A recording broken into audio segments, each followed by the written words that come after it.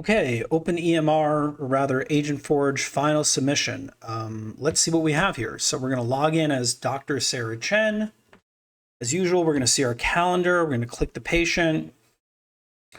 What happens now? Loading chart takes a second.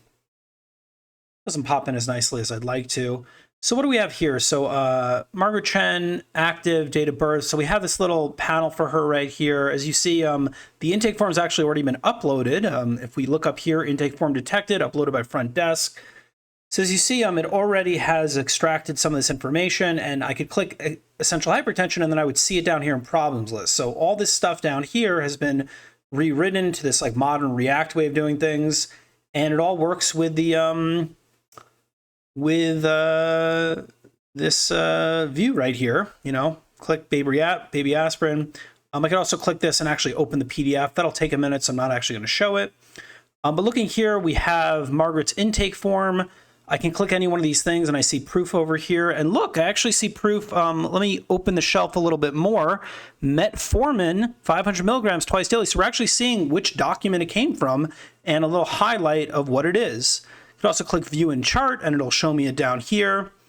So that's pretty cool that we have proof of various things, shellfish, diabetes too. So sometimes it actually can capture it, but it'll show you the whole document. And as you see, you could open up the whole document, and this is the whole document here.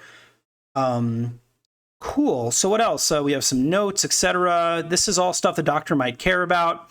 So something that we haven't seen yet is guidelines. So if I click about guidelines, you'll see it's actually doing a bit more work. This takes longer, but it's looking up guidelines and then ranking them. It has a lot of guidelines to look at, which have been generated by me. But if this was the real version, that there's actually services you could pay to see like the official guidelines for that doctors care about.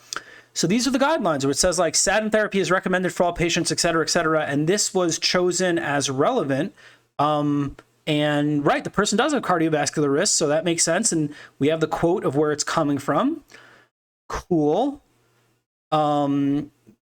Interesting. These are other things that have been pulled out. New patient, just telling you this is coming for the new patient intake form. Okay, so what else do we want to see? Well, something we haven't seen yet. I mean, we could always ask a follow-up like, I mean, I'm not a doctor, so I don't fully understand this stuff. Oh, interesting. It's actually, this is good. It's saying it has nothing to compare it against because this is a new patient, but it's telling me some stuff about guidelines, telling me there's no lipids lab on file. Good point. That's a perfect segue. So why don't we upload the lipids lab? Here it is. It's going to take a minute.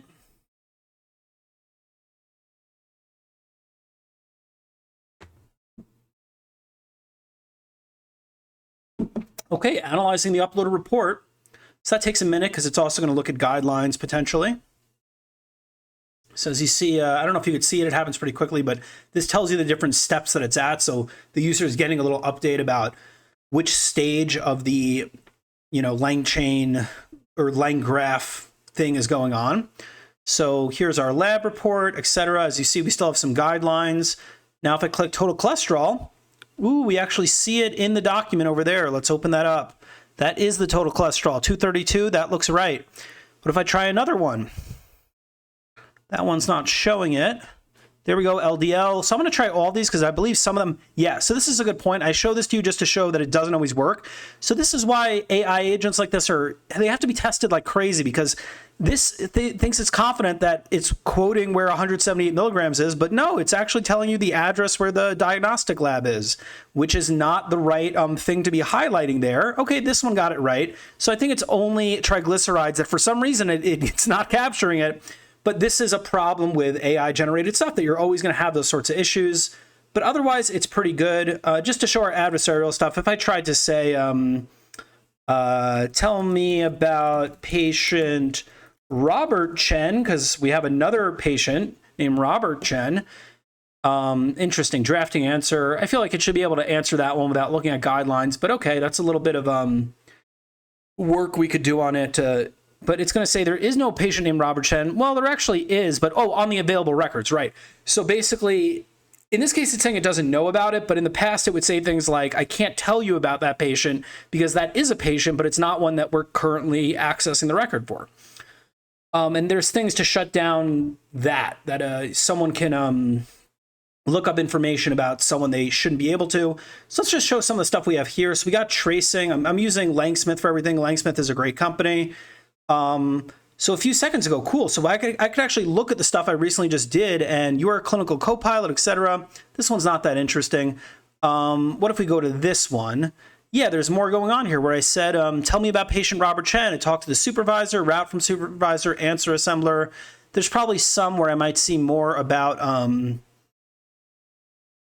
interesting. I'm sure there's some where it tells me more information. So it already is telling me a lot, but yeah, this one, like evidence retriever, right? So this one's actually going for the guidelines and stuff. So yeah, it's cool that you could see these different steps. It took 21 seconds. I also have my evals in here. So here's some evals that I uploaded here where I could look at, for example, pre-encounter brief.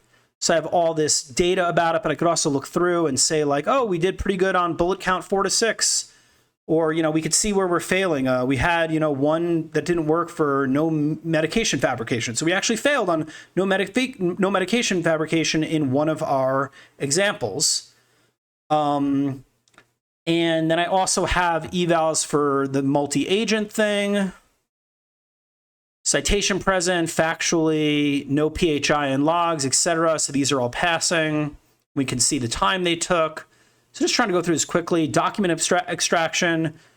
So this is, I can already tell that evals aren't even perfect because it's saying B-box capture is perfect. Well, yeah, it's giving me back a B-box, but it's not always the right one, as we just saw in that lab. So evals, you know, can be trusted, but as I'm learning, the most expensive part of the whole process is making sure that your agent does what you think it does in all cases, which is pretty hard to verify. If we have a little more time, let's just show what we got here. So I can zoom in a little. This is just our general architecture. So the Copilot panel and the general dashboard we have now, all that is coming from React, Vite, TanStack, all that stuff. So classic React TypeScript Vite project, Vite, that ultimately talks to a couple things that are written in PHP. We have our agent query, we have our upload, we have our FHIR proxy, which is for OAuth stuff. We have intake process.